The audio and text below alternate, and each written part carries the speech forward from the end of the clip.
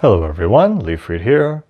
Today we have Pensées, or Thoughts, by Blaise Pascal, who is a mathematician and theologian.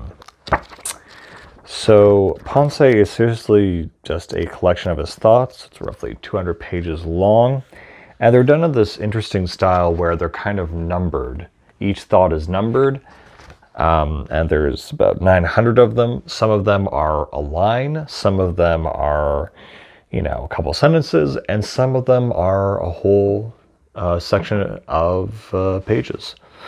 I think I enjoyed this when I first read it, but rereading it and rereading certain passages, I'm really not impressed, let's say, by Mr. Pascal. It's very ambivalent. I don't know the right word to say. It's very unfocused and just kind of reaching kind of content, The God is in universe and the universe is in God kind of thing. Nothing really striking or foundational here. The only thing that really pops out in the work is about his wager, which is that, he says, how wretched are they, those people who can live without God. It's as if one who lives only in darkness without light. And so he brings up his wager, which is that, well, in a mathematical sense, for your eternal life, if you, say God is real and he is, then you have eternal life. And if he isn't, then you were fooled and you die anyway. And if you say God is not real and he is, then you get eternal life anyway. And if you say he's not real and you're right, then you just die. And so his point is that, it's a wretched existence to simply live that way without religion in your life. So why would you do it? It makes no sense. From his perspective. But again, he is a mathematician. So when he writes, it's it's just painful sometimes to read some of this stuff. And then some of these things, like, you just have no idea what he's talking about. It's like the fallacy of philosophers who have not discussed the mortality of the soul, the fallacy of their dilemma in Montaigne. I don't know who that is, and there's no footnote to tell me who Montaigne is and what the context of this point is. Some of this feels like he's just writing to himself, though. There is an interesting passage where he does write about the purpose of distractions, which I think is maybe more relevant today, which is that in the court of kings, the jesters, the maids, the butlers, the attendants, everyone is engaged in creating this appearance and this life for the king. But even in the jester's position, they're all engaged in making him feel important and making his life filled with distractions and energy and things to do. And he kind of says, if we linger too long from our distractions, we tend to ruminate and become bored with ourselves and find ourselves in an empty loneliness, which is an interesting thing, that distractions might actually have a purpose. Here's an interesting passage. Then examine this point and say, God is or he is not. But to which side shall we incline?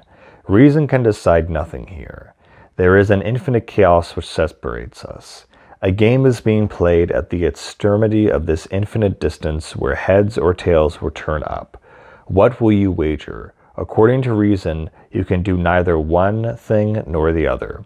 According to reason, you can defend neither of the propositions. So Pascal talks a lot about religion in the context of self-evident truths. There's this one part here that actually caught my eye because there's a bit of poetry. And it's about being in the terraces of Jerusalem. And he talks a lot about the Jews as well. Happy they who on the rivers are now overwhelmed nor carried away but are immovably fixed, not standing, but seated on a low and secure base, whence they do not rise before the light, but, having rested in peace, stretched out their hands to him, who must lift them up and make them stand upright and firm in the porches of the holy Jerusalem. Their pride can no longer assail them, nor cast them down, and yet they weep, not to see all those perishable things swept away by the torrents, but at the remembrance of their loved country, the heavenly Jerusalem, which they remember without ceasing during their prolonged exile. So similar to, well, he literally says in the next line, the rivers of Babylon, and he's referring to when Nebuchadnezzar came and destroyed the city, and all the Jews longed for their holy lost land. And he's kind of saying that that, you know, is a relatable thing. You have this idea of a homeland, of a holy land, of a Jerusalem that not everyone can partake in. But yeah, a lot of these are just kind of platitudes, kind of self-assurances, you could say. He talks about the metaphorical, literal readings of the Bible and how both can be true, or one of them is more true than the other, obviously. And he just talks about proof as being self-evident. He says, you know, if the atheist is, you know, saying, why do you follow a contrived doctrine? It's like, well, how do you know it's contrived? How do you know about the... He talks about the contrivances, he talks about the miracles of the church, of the Christian faith, of its spreading, and how it's almost self-evident in the many miracles of just the church even existing as evidence of the Christian doctrine.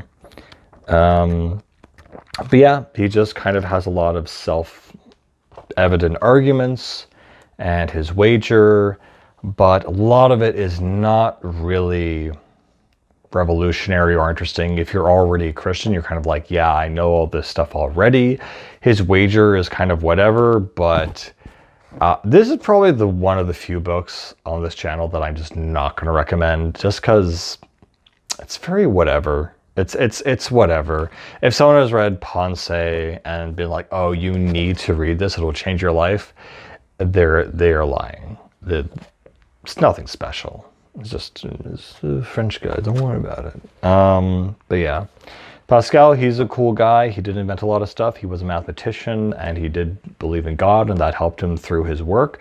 But aside from that, I don't think there's much that can be gleaned from this work. So that's what it is. Don't read it. See you later, Pascal. Thanks for showing up.